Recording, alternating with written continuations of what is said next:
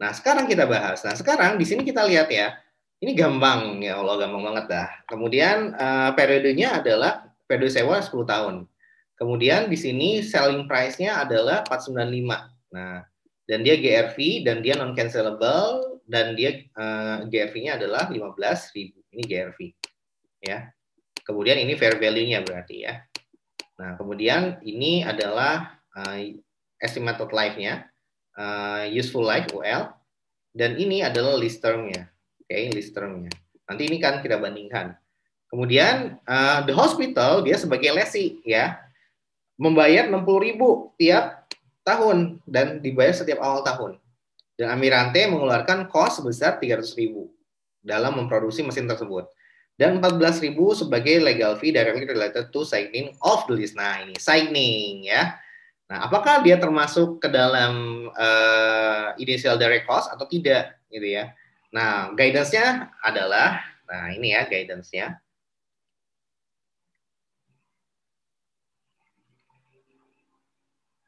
Kok nggak ada sih? Iya, elah. Nah, ini dia. Guidance-nya adalah biaya hukum untuk jasa yang diberikan sebelum pelaksanaan sewa. Artinya pada saat penandatanganan kontrak dan tidak termasuk initial direct cost. Sehingga apa? Dia dibebankan. Kalaupun masuk initial direct cost juga tetap sama dibebanin ya. Nggak ramai banget ya. Ya, seperti itu ya jadinya. Nah, kalau bagi si lesi, kalau dia tidak termasuk initial direct cost, berarti ya dia dibebankan, di-expense-kan seperti biasa ya. Kalau lessor mau dia termasuk, tidak termasuk, tetap di-expense-kan ya. Ya udah, berarti no issues deh, gampang ya. Ya udah kalau gitu ini langsung kita anggap sebagai, akui sebagai expense ya. Kemudian implicit interest rate dari si lessornya adalah 5% ya, oke. Nah, dari sini pada dasarnya kita akan menghitung dulu ya. Yang perlu kita lakukan adalah apa? Tahap pertama kita bikin tabelnya. Nah, tabel angsuran ya. Setelah itu tabel list receivables ya, seperti itu. Nah, ini kurang berarti ya. Ditambahin dengan tabel list receivables ya. Yang kedua adalah biar sama ya. Hitung list receivable. Hitung list receivable atau piutang sewa ya. Oke, nah pertama angsurannya dulu nih dihitung 495 ya sesuai dengan informasi soal. Cost-nya adalah 300.000 legal fee paid by lessor ya, dan ini implicit rate-nya ya. Lessor rate ya. Nah, dari situ baru kita bisa hitung. Kita akan menghitung present value dari si residual value-nya. Residual value-nya GRV 15.000 ya, karena dia GRV maka yaudah kita present value-kan dan kita bisa memasukkan ini ke dalam perhitungan list receivables ya, ke dalam perhitungan sales revenue dan COGS ya. Kalau dia UGRV maka sales sama COGS-nya dikurangi dengan si present value dari residual value-nya ya. Ya udah tinggal dihitung aja dengan rumus ini ya, rumus annuity 2 ya. Ya, R5 ya, berarti yang 15.000 rate-nya 5%, kemudian periodenya 10 tahun, kemudian PMT-nya 0 ya, kemudian minus dari si residual value-nya. Ya. Udah gitu apa? Udah gitu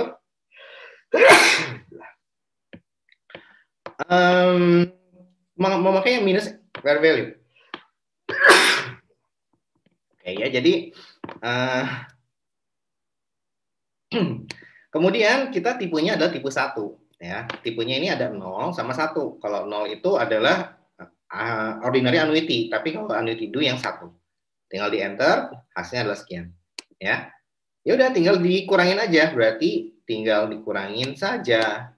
495 dikurang dengan 92 sama dengan 486. Nah, inilah yang menjadi payment yang akan diterima oleh si lessor dari sewa tadi. Nah, angsurannya gimana? Angsurannya kita masukkan rumus present value dari annuity due faktor ya, faktor dari annuity due. Ya, caranya gimana? Ya, langsung aja sama dengan cara yang tadi. Hanya saja di sini saya ubah ya PMT ya, karena annuity due, maka yang di sini PMT yang saya isi minus 1.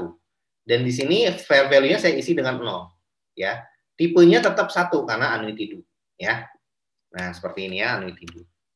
Nah, kita tinggal enter, hasilnya adalah 81078. Tinggal dibagi aja, 486 bagi 8 sama dengan 60.000. Nah, inilah sewa yang akan dibayar oleh si lesi. Nah, kalau untuk lessor kita akan tahap yang kedua, menghitung lease receivables atau piutang sewa, ya. Nah, dari sini biar sama deh.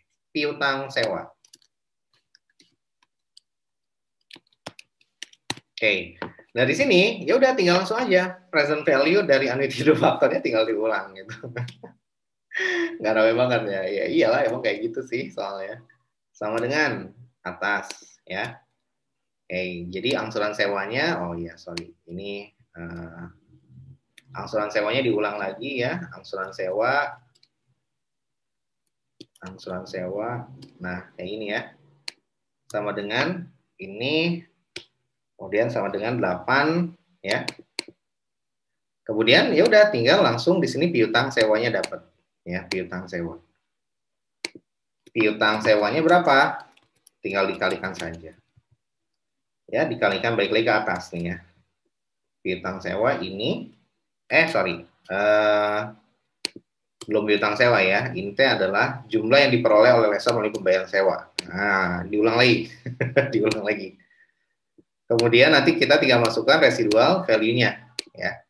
Residual value-nya baru udah gitu kita hitung berapa piutang sewanya. Ya, present value, residual value ya. Present value nilai residu. Nah, ini kita copy. Nah, ini ya. Nah, ini kita kalikan. Ini dikali dengan 8 sama dengan sekian. Nah, sama dengan yang atas gitu ya. Nah, terus barulah kita tuliskan piutang sewa. Nah, gini ya. Ini caranya yang ada di Bukalapak ya. Dan nggak apa-apa kita ikutin cara yang sangat menarik sekali. Nah, 495,678 ya, sama dengan yang atas. Nah, kayak gitu ya. Nah, ini tahapan yang harus dilakukan nih. Kalau untuk lesson jadi kayak diulang-ulang gitu aja, nggak apa-apa lah. Yang penting kalian tulisin ya, nanti di caranya. Nah, itu untuk mendapatkan piutang sewanya. Jadi nanti tinggal sama dengan aja yang atas. Nah, ini ya. Kemudian ini kita analisis dulu nih, apakah jenis leasingnya. Kalau jenis leasing operating lease kita tidak perlu lagi membuat tabel lessor ya. Nah, cukup langsung kita bikin jurnal saja, tapi kita uji dulu. Pertama, apakah non cancelable? Oke, betul. Transfer pemilikan tidak, karena tidak diketahui ya. Kemudian juga BPO juga tidak ada. List term-nya, nah ini list term-nya kita uji. List term-nya adalah 10 dibagi dengan 12 tahun sama dengan 83%. Nah, ini udah terpenuhi. Berarti ini finance lease. Tapi apakah berhasil sampai di sini? Kalau di cara kita untuk mengerjakan soal, jawabnya tidak. Kalian harus lanjutkan ya. Berarti 98% ini kita hitung yang untuk present value sewanya. Ya, present value lease payment-nya. Nah, berapa? Tinggal dibagi aja yang atas 486 dibagi dengan 495. Hasilnya adalah 98%. Berarti terpenuhi juga nih. Nah, kalau no alternative use gimana? Nah, berarti ini tidak ada info ya, kita asumsikan ya tidak dijelaskan, berarti tidak ada alternatif penggunaan, maka ini tidak dijelaskan, ya udah kita tulis saja ya seperti ini. Kalau yang di atas tidak dijelaskan juga boleh gitu ya. Nah, tidak dijelaskan, ini juga tidak dijelaskan, boleh kayak gini. Jadi yang bisa kita ukur hanya yang list term sama present value dari sewa ya. Ternyata ini adalah finance lease ya, karena memenuhi salah satu dari 5 syarat ini. Maka ya udah kita bikin tabel Amirante-nya. Ada seterusnya ya. Nah, kita hitung karena 10 tahun 495, kemudian ini 60.000, kemudian dikurang dengan 0 karena tahun pertama. Reduction-nya berarti 60.000 ya. Kemudian yang ini tinggal dikurangin 495 dikurang dengan 60.000. Nah, untuk yang periode selanjutnya tetap 60.000, interestnya berapa? Tinggal kali 5%. Reduction-nya berapa? Tinggal 60.000 dikurang dengan 21.784 sama dengan 397. Nah, udah. Dan seterusnya sampai bawah, sampai di periode ke-10, ini kalian memasukkan angka ini. Ya, angka 15.000. Ya, nah, udah deh hasilnya pasti 0. Dan seterusnya nanti tinggal dibikin jurnalnya saja ya. Oke. Jadi, nah terus gimana Pak? Nah, legal fees-nya ini dicatat sebagai expense ya. Karena meski dia tidak termasuk ke initial direct cost, no initial direct cost, ya, maka dia di-expense-kan saja. Kalaupun termasuk initial direct cost, tetap di-expense-kan ya. Oke, itu aja kurang lebih yang bisa saya jelaskan.